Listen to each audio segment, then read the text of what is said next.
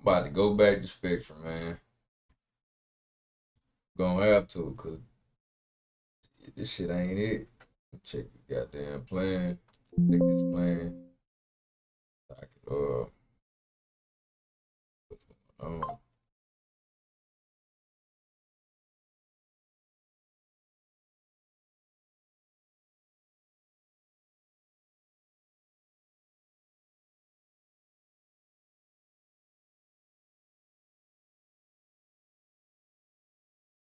Hopefully I got it working right.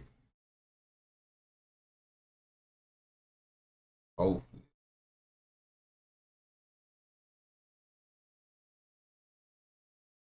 Hopefully I got it working right. Everybody gets together and they kind of bleed alike, and the game itself is hard work. It takes little boys, big boys, fat boys, slim boys. It takes all kinds. Now, when they get in that huddle, everybody gets together and they kind of bleed alike, and they're on a team. They're a part of it. But all of that goes on. We're sitting here in Texas, and I'm telling you right now, football is a part of the earth and the trees around here. It's here. That's all there is It's different. to it. And girls have gone to heard about two-a-days all their lives in many cases. Football is a life around here. And most of it is hard work. Most of it is mundane. Dare I say that? But it's hard work and mundane. But guess what we do? We take a block and we take two big boys bumping into each other, and we make it into the Colosseum of Rome, and we make it like the Roman gladiators. And we put my town against your town. Here in Texas, they do that. Put my school against your school. In our case, it's the Browns against the Cowboys out there with that right there. We embellish it and make it bigger than life. Everybody benefits from that, and you help it. And that's right. Well, I don't apologize for it because y'all deserve it, even though these fan base get on my nerves, but that's a different story for another day. I will say this. I think Dak Prescott is a star. I think he's a big-time player in the regular season. I think in the postseason, he's got some proving to do, and I think he has to have the kind of attitude you just articulated in order for him to get over the hump. One of my last couple of questions is this. We saw Jordan Love come out of nowhere and play lights out in the last half of the season last year and in the playoffs against you guys. We saw the Eagles acquire Saquon Barkley in the offseason to add to a formidable offensive team. We saw the Detroit Lions elevate themselves to relevancy, basically winning their first playoff game since 1957, for crying out loud.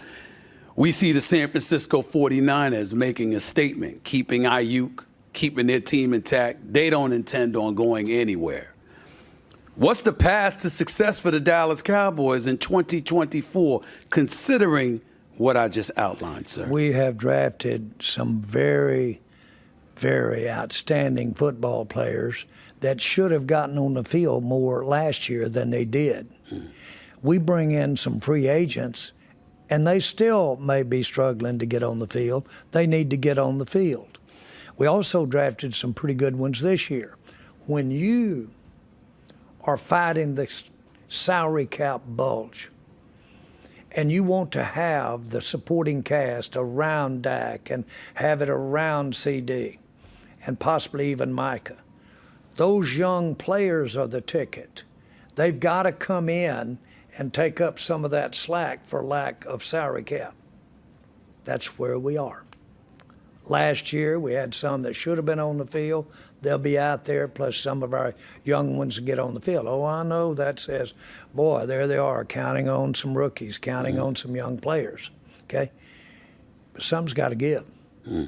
Something's got to give. We do want to keep these guys, and at the same token, we've spent the money. How do we do all of that? You do it by keeping it in your pocket during the high-price free agency. You do it by hopefully developing young players, and you do it by keeping the premium guys that you can possibly keep. I pointed out, I think the mistake that you've made, the biggest mistake, is holding on for coaches too long. Bill Belichick was out there last year. You elected not to go that route, and you kept Mike McCarthy in place. Is he on the line? let me say, 2024. yeah, let me say this. Nobody's out there. You say, and I agree with you. And Bill, my goodness, what an outstanding coach at all. But nobody's necessarily out there that I could have made this decision or not that decision. Mike McCarthy is an outstanding coach. We've had 12-win seasons for the last 3 years. Yeah.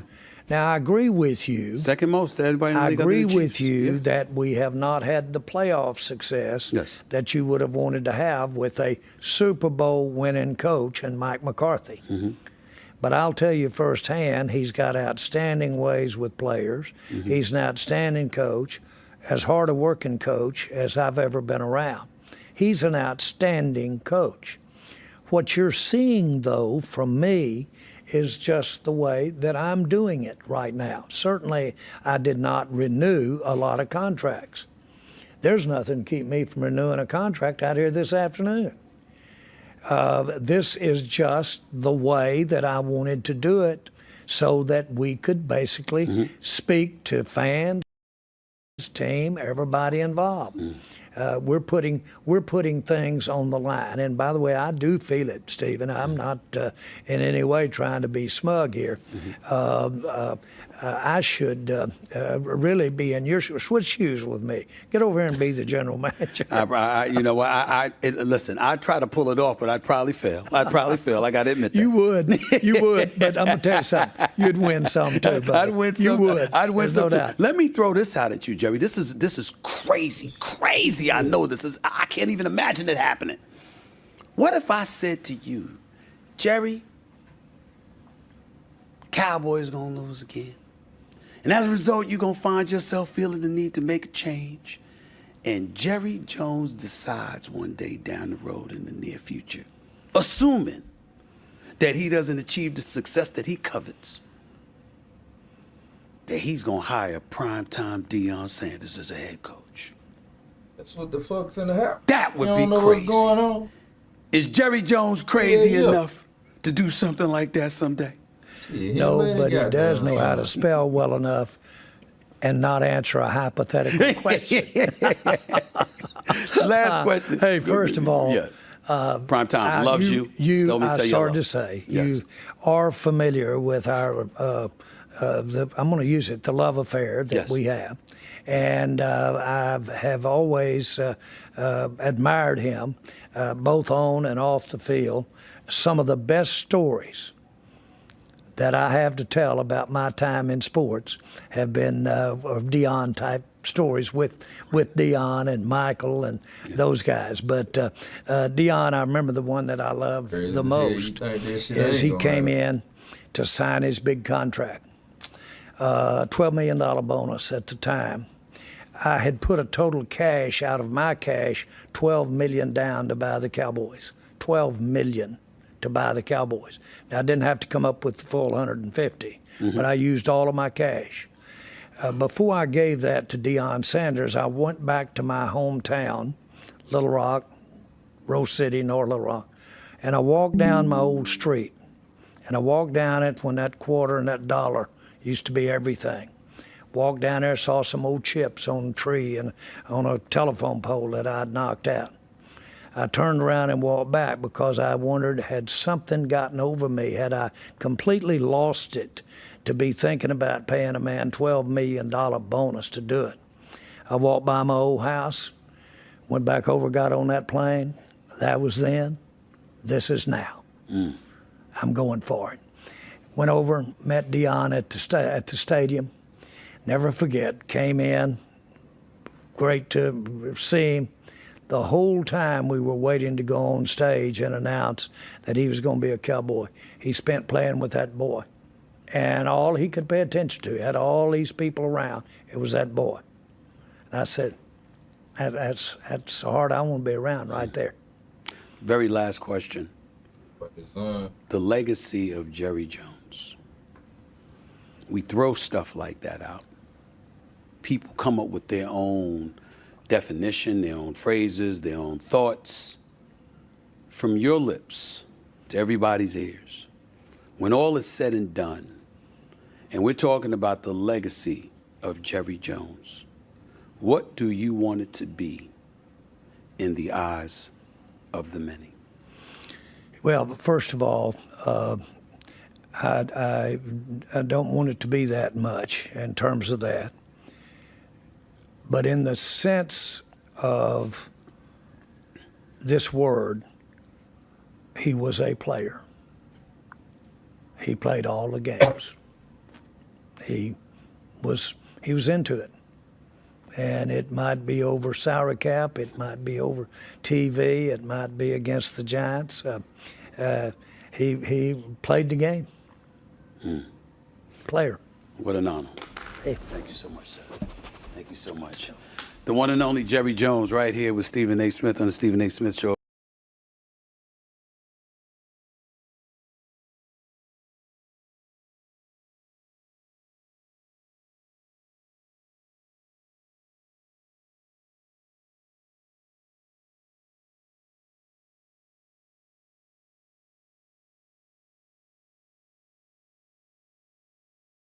All right.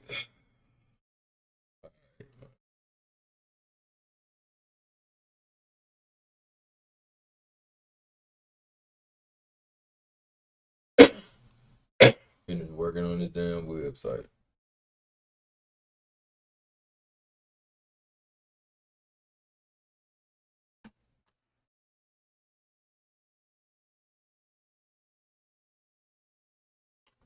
While I'm waiting on these people. Look.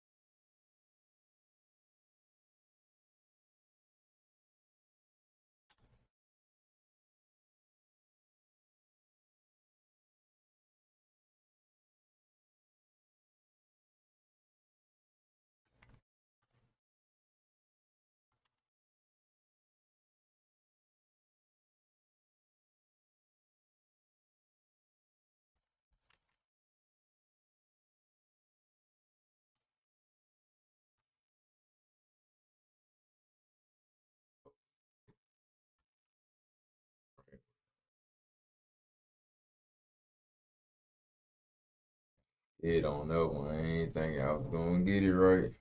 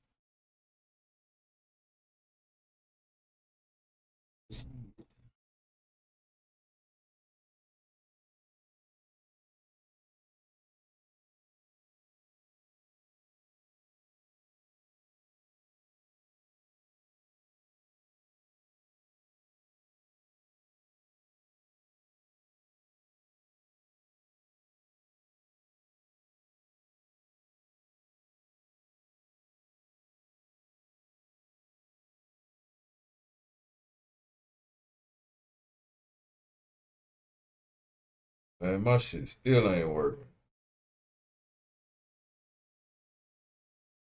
Yeah, but I gotta figure out. Internet tripping, damn browser tripping. Gotta figure out what to do to get my pictures and shit to load back up on the Explorer. Something I did. Probably got too many tabs.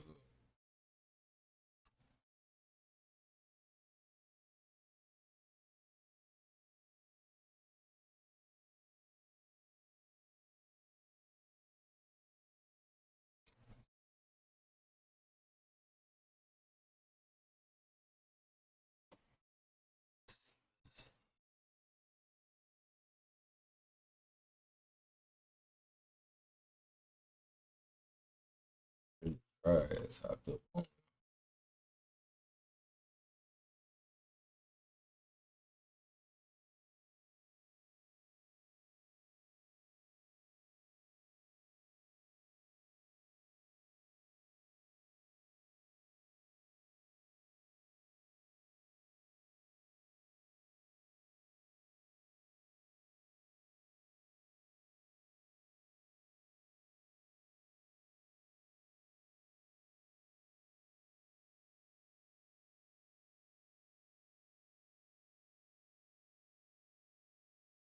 Wait till by November, December. Watch some games go on sale. That's when we gonna get that 2K, Madden, the Dragon Ball Z, all that shit. When they start going on sale, nerd. November, December. It's Steam sale, man.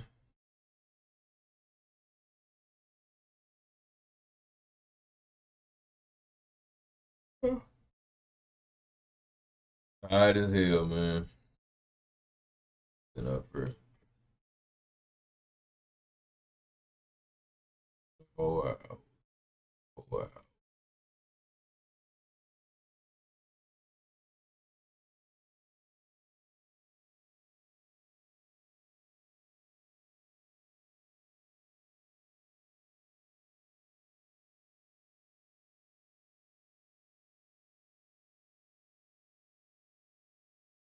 Damn. This shit crazy. Is that you can't have it all. Hit a nigga, call it Tupac. She tryna Is that you can't have it all. I was, right after I got the Cowboys, I flew over to where I was living right after announcing I was going to buy the Cowboys. And I flew over on a little Learjet. He said some powerful shit. And the car that picked me up, and I had a reporter on there on that plane with me. And the car that picked me up was a 5-year-old muddy Bronco, Ford Bronco at the time. 1989. And the guy said, this is irrational. It doesn't make sense. You're on a jet and you fly on a jet, yet you get off on a muddy 55 Ford. What's wrong here? And I said, not one thing. You can't have it all. The way you get to drive a jet is to drive a 5-year-old muddy 55 Ford. Right. It's just a question of which way you want to go with the idea is that you can't have it all. In your pockets. just cause it ain't how they picture it, they be thinking shit, something wrong. You know what I mean? Nothing is wrong.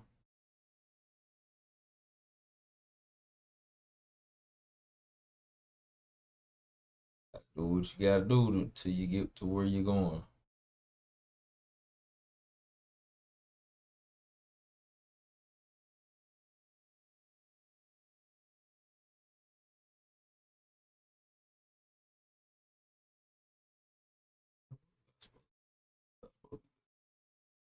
I might well fuck around and watch some Gary V, man. For some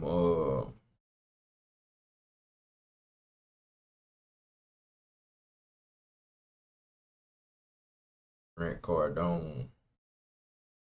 What Gary talking about. It's been a little minute.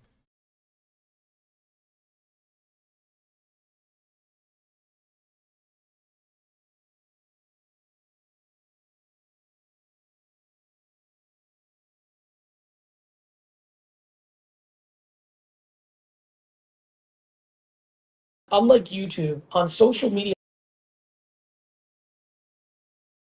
I think AI overall, though, is far bigger than people realize. People are scared of it. There's so much fear of like, I'm gonna lose my job. The robots are gonna kill us.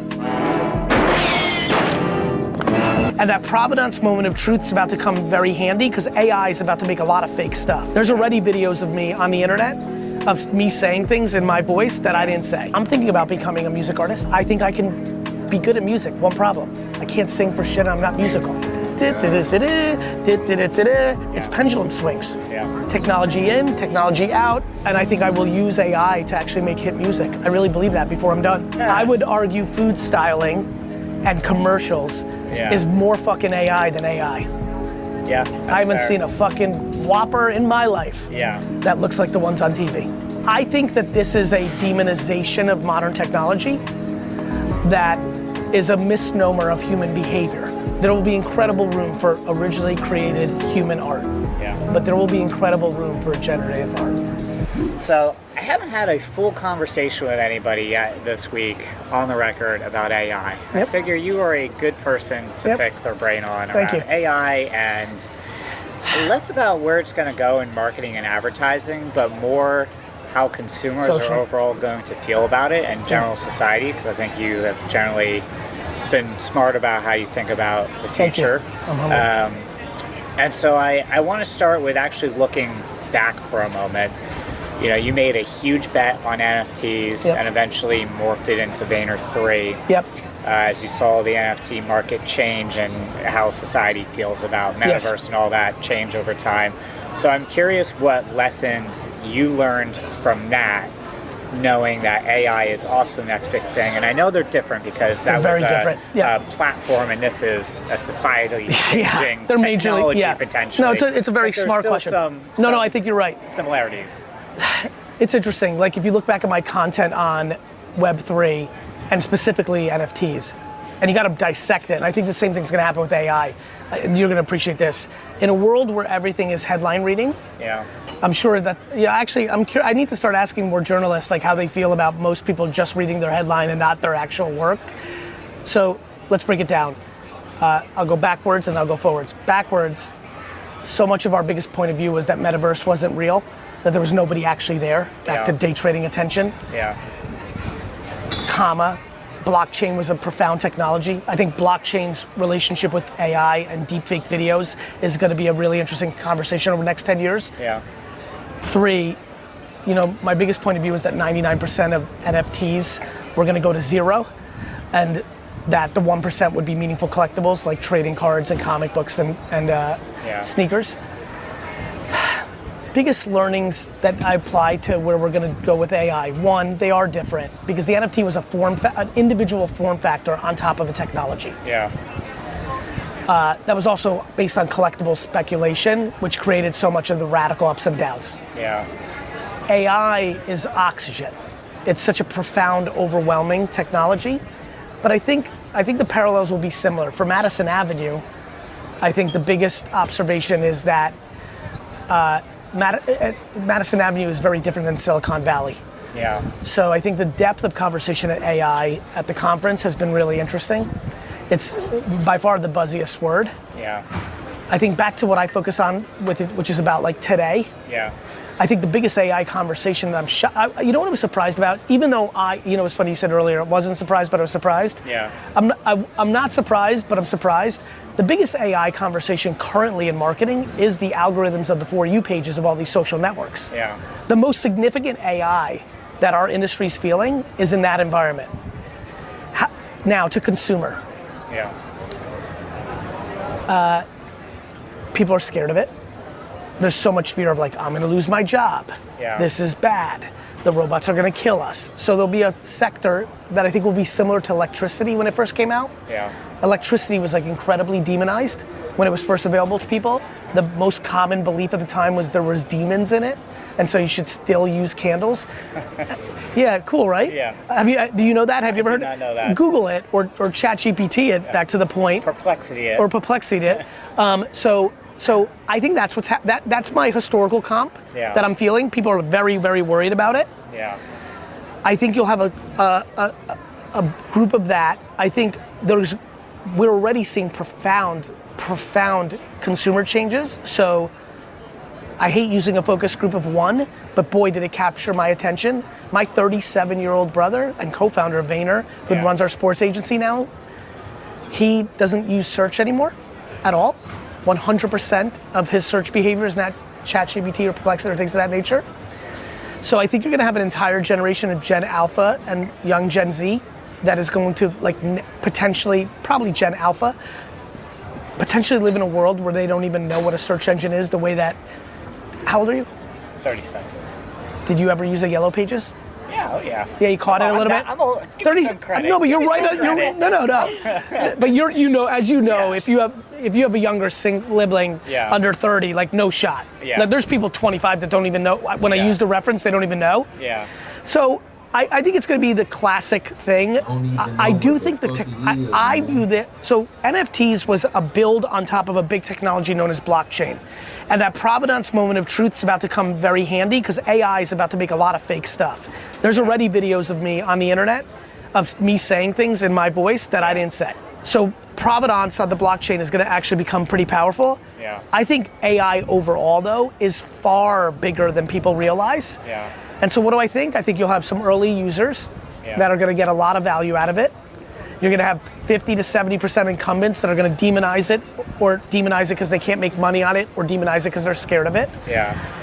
This one isn't going to be fatty like NFTs. Yeah. This one is going to slow build like social media. Yeah. Yeah, I'm in that very unique age range where I started high school where nobody had a phone. I finished high school, everybody had a flip phone. Started college, maybe a few people had a smartphone, and by the time I finished college, everyone had a makes sense. smartphone. Yeah, it's a funny So group. in 8 years went from personal phone wasn't a thing unless you were an adult. To the supercomputer, You had the iPhone. Yeah. whatever you needed in your pocket. Bullshit. But I want to ask about your point about blockchain. Are you pointing out blockchain and deepfakes from the standpoint of blockchain can track how the progress of something, and so we'll be able to verify something is accurate based on how every video I make, I'm gonna make an NFT, a non-fungible token. Yeah. The way everyone knows NFTs right now is a collectible. And the way they know it right this second is a collectible that was like fatty. Yeah. But NFTs aren't Beanie Babies. Individual projects at NFT land are Beanie Babies. NFTs are stuffed animals. Yeah. They will be forever. One of the most important use cases I think in the next decade of NFTs is going to be using the blockchain to put your content on, to say all the content that I make about me is here first, then I'm putting it on the internet. So anything that you see that you think is from me, you better go see the provenance because this is somebody else manipulating what I'm saying. Yeah. We've lived in 100 years of believing every video that we've seen is true. We're about to go, your 8-year analogy, let me use it now as a build. We will go from everybody here sees any video, they believe it's 100% true, to in 8 to 10 years, everybody here is seeing a video and not believing it's true. Yeah. That is societally terrifying. It is until you say, wait a minute, or the blockchain and then truth. So I agree with you. In the short term, it's like, whoa. Yeah. But this is why I'm kind of very fascinated by the blockchain. Yeah. Yeah, I've been pleasantly surprised there hasn't been a ton of deep fakes around the election yet. I mean, I assume we were eventually going to get there, but I guess maybe we're too far away from November. But I'm curious how you see the perception of how societal's perception of generative AI is going to change, because I think we already saw the first bit of it with the Apple ad, where even though it wasn't touting AI, it was crushing art. And I think people view AI as, we don't want it to replace art. So are you optimistic that people are going to put up a fight and save arts and not give in to just, well, anybody can create any kind of content using AI and that's it? No. Do you know that everyone thought a canvas piece of art was not art hundreds of years ago? That if you did not do art on an actual building wall, that wasn't real art? There was an incredible fight that art on canvas was fake art. One of my good strengths is history tells me the future. This is my second cool Yeah, okay. And you can see how my brain works a little bit. And this is when I see new things like this, I'm like, let me get educated. It's not like I know all this stuff. I do the research, right? Sure. And then it becomes part of my life. So I think this industry, actually this is a good parallel to the overall industry, and it's the answer to your question. I believe one of the biggest shortcomings of our industry is that we like or, not and. Sure. The answer to your question is and. Yeah. There will be incredible room for originally created human art. Yeah. But there will be incredible room for generative art. Yeah. And the consumer will accept both. You know why? Because they're already consuming both. They're already accepting both. Yeah. The world is not the opinions of the artists at this event.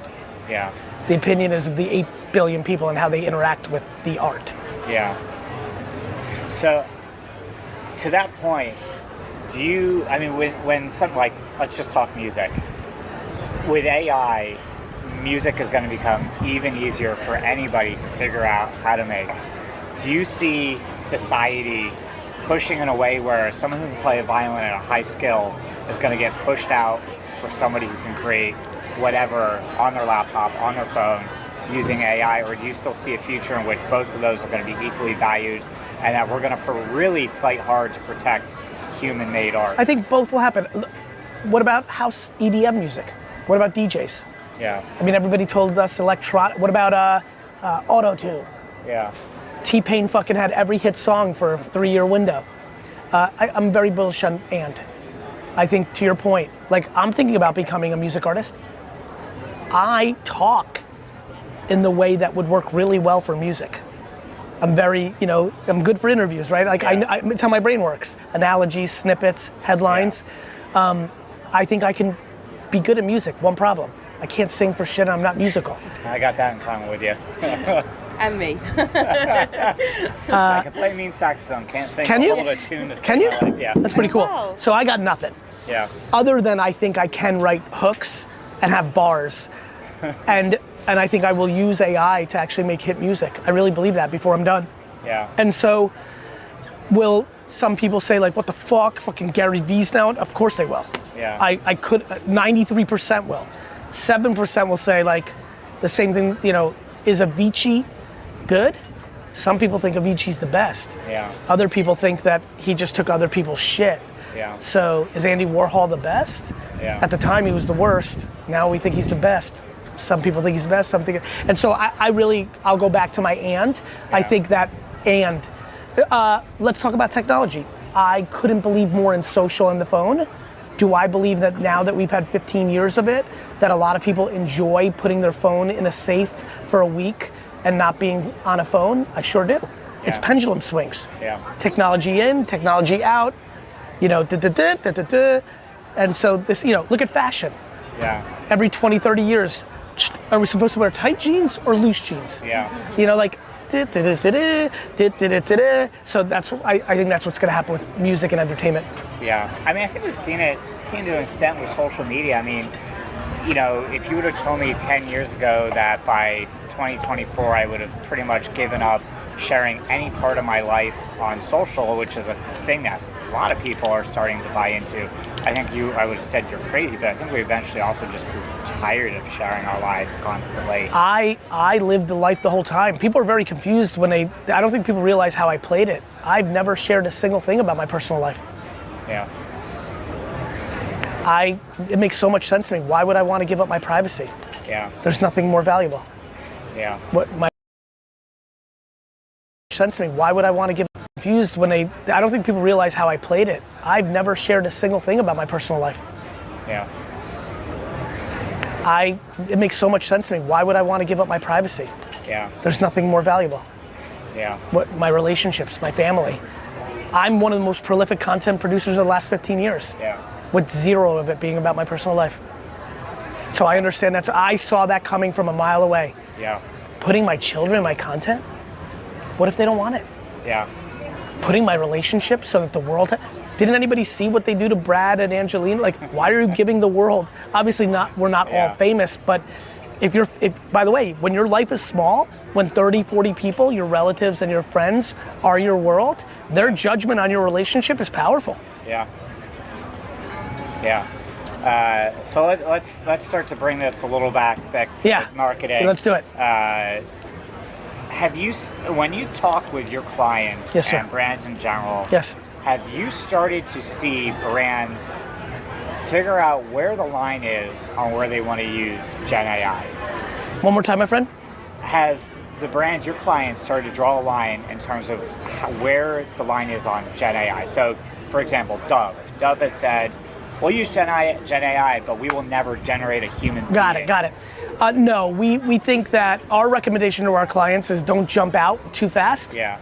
That would be like, there was clients, it's buried in history now, that said they would never use influencers. They only believe in real celebrities.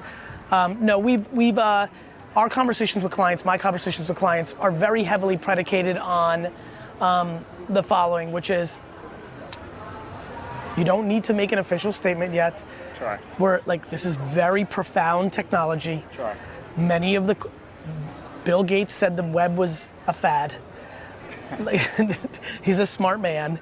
Just a little bit. You don't need to be out in front. Let's take a beat. And so that has been our recommendation. And I think that's the right thing. It's early. Yeah. Ready for this? I'm on the record that's saying Dove, at some point in its consumer brand journey, will make generative people. Okay. Because not that I believe that anyone at Unilever is a hypocrite or is stupid or is wrong, but in 27 years, when it's a different regime, and generative AI human content is incredibly important, I don't think that Dove is going to want to give up market share. Very fair. I'm sure and by the way, I know that it's well-intended. It actually comes, I think most things are well-intended. 8th place trophies were incredibly well-intended. Yeah. But I think looking at history, it's not going to be viewed as a positive thing for kid development. Yeah. Dove, talking about real beauty, that's a beautiful, it comes from such a good place. Yeah.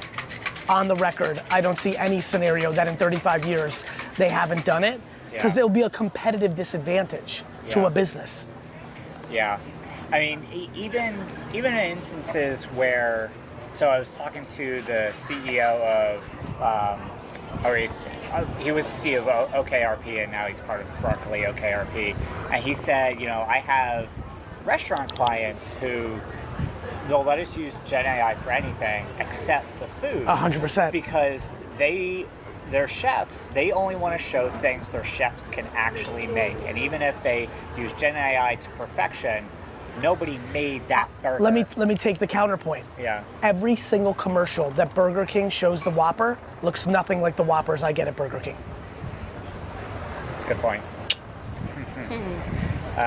Food styling is a thing. No shit. I would argue food styling and commercials is more fucking AI than AI. Yeah. I haven't seen a fucking Whopper in my life that looks like the ones on TV. Yeah. Do you have a sense with brands that they even have their heads wrapped around Gen AI that well? Because I was talking to Sir John Hegarty earlier today, and I asked him pretty much the same question have you seen brands draw the line? And he goes, well, no. I mean, it's it's so early days that most of them, I think he said, can't fucking wrap their head around it. Or don't, I forget exactly what he said, but he basically said they don't know what they're doing. As so someone it would be irresponsible for as someone who came into this industry and has been in it now for 15 years, I'm so glad that Sir said that, because I've always liked him a lot. Actually, I always have.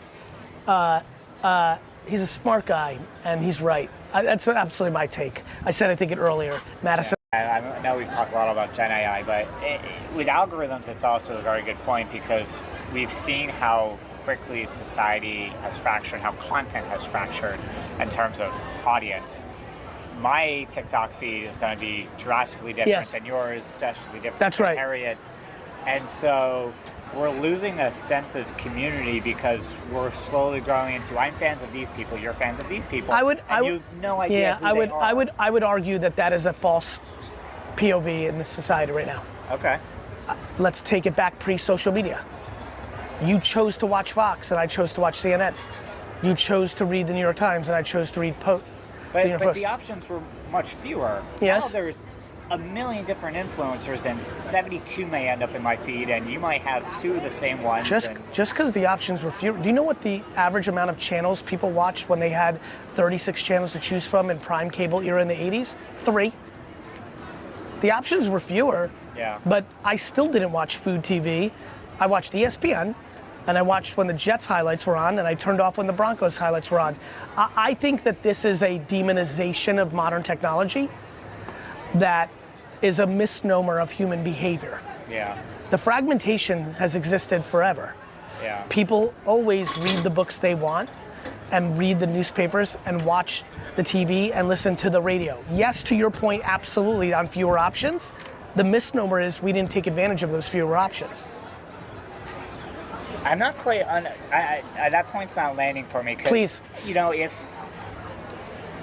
back in, say, the 90s or 80s, when you had fewer options and cable TVs first exploding, we saw, amount of people who watch a program far higher than today. So that if you correct. went into the office, that is correct. You likely had a number of people who you could talk to about something. Yes. And so what I'm saying is more, it's fragmented so much that I could go in the office and there's no guarantee that any single person in the office, that I'm a buyer on. Yeah, that I'm a buyer that's on. What I was the I'm point a full buyer. I'm a full buyer of that. But I would say the nuance there is that that the genre of it would be within the same realm. Meaning, you may know of a hip hop artist that's emerging that I don't know. Yeah. But we may both like hip hop. Yeah. Right? And I would actually say the discoverability of that game is real. But to your point, the extreme fragmentation is well taken. Yeah. And I'm a very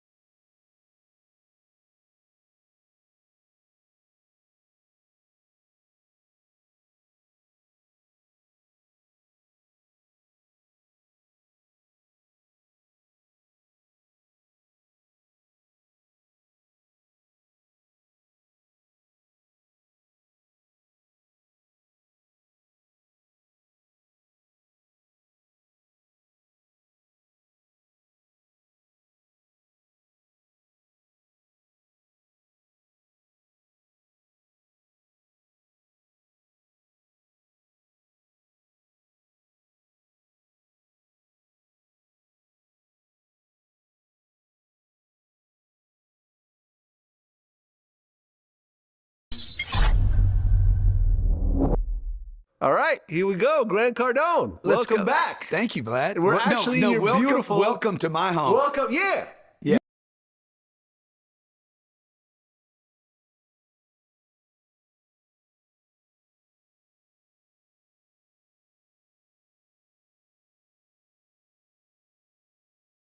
I don't even want to watch this shit.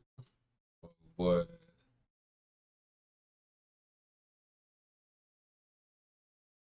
I would love to. I ain't got time for no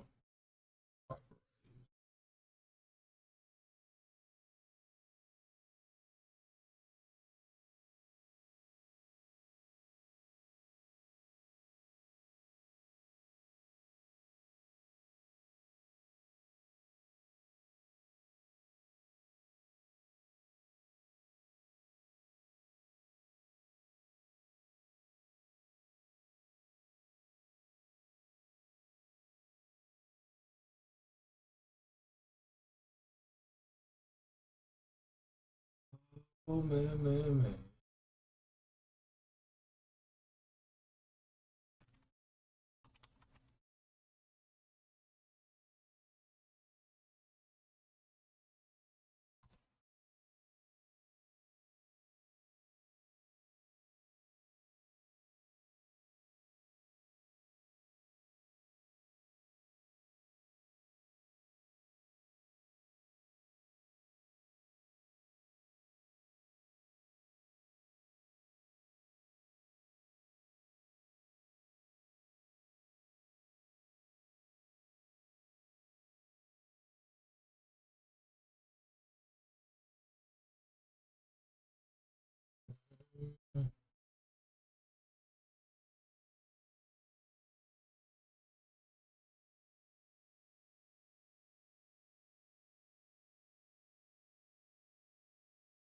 You want to grow in social media?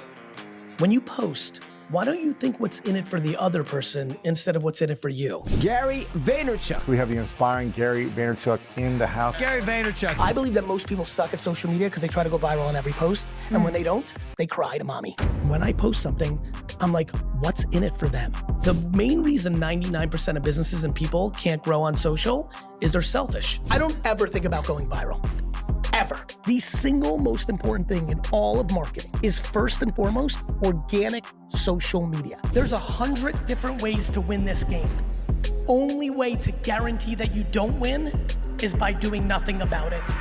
You gotta just press record. Hey, what's up? Sean Cannell here with Think Media, and I'm excited because in this video, we're bringing you the ultimate social media marketing strategy guide from Gary Vaynerchuk. Recently, he spoke at our Think Media YouTube Summit, and if you actually want to be a part of the next one, you can jump on the wait list. We'll link to that in the description down below. But in this video, we've compiled some of Gary's best tips from not just our event, but from across the internet, and you're gonna learn easy to implement social media growth tips for getting followers, even if you're starting at zero, the newest changes on social media that you need to know so you don't waste your time on outdated strategies, and Gary's latest advice on AI, sales, branding, and how to earn money on social media this year. This might be the only social media tips and strategy video that you need to watch for the foreseeable future. So let's jump into tip number 1 from Gary Vaynerchuk.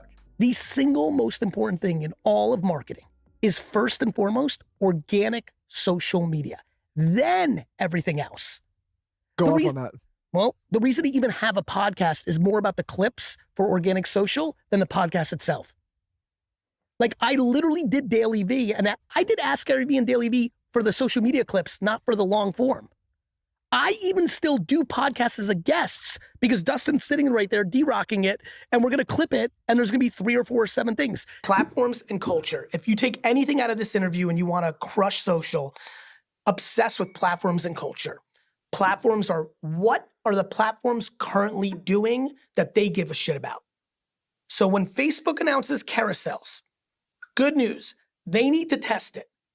That means you should be making carousels because more people are going to see it organically, right? If the trends of the consumers on the platforms are people like skits, that's a platform and culture thing because you got to always know what's going on in culture. Culture is pop culture. Mm-hmm. Do you know pop culture or don't you? Because if you do know pop culture, you're able to create crazy relevance. Right? Do you because you're able to integrate that into your copy or the creative itself. There's a few moments, there's 3 weeks to 7 weeks there where the corn kid is a social media obsession, or that the Walgreens private label nice mango gummies are hot with Gen Alpha for a week. But if you're in the gummy business, you should know that. Or you sell candy, you should, do you have a pulse of popular culture on everything? Because what's pop culture to maybe us is definitely not pop culture to somebody that lives in Peru. People are very linear. They don't realize how big pop culture is and how they can factor into their boring business. I had a gentleman reach out to me who has, literally I used a concrete cement business in one of my analogies in a piece of content. He literally owned a asphalt business. He literally started to make TikToks even though he thought it was the wildest, craziest thing he'd ever heard. And it literally has doubled his business. An asphalt seller, guy that comes and redoes your driveway, made a couple TikToks. One went decent, another one went viral, And literally, if I recall properly the email, a business that was doing $800,000 a year, servicing a local area, I think he was in Wisconsin, is now doing 2.5 million. The tears were coming through the email. What people don't realize is that little clever video on Instagram that only got 90 views, one of those 90 views is someone who's actually considering to hire an attorney, and they actually like the fact that you were a little silly and not buttoned up, and you made them feel more comfortable to reach out to you to work with your law firm. But most people who are listening to this podcast who are in a B2B or like a different kind of business are not thinking how TikTok can work for them. Right. Social media for the last 15 years has been more like email and email marketing, meaning get as many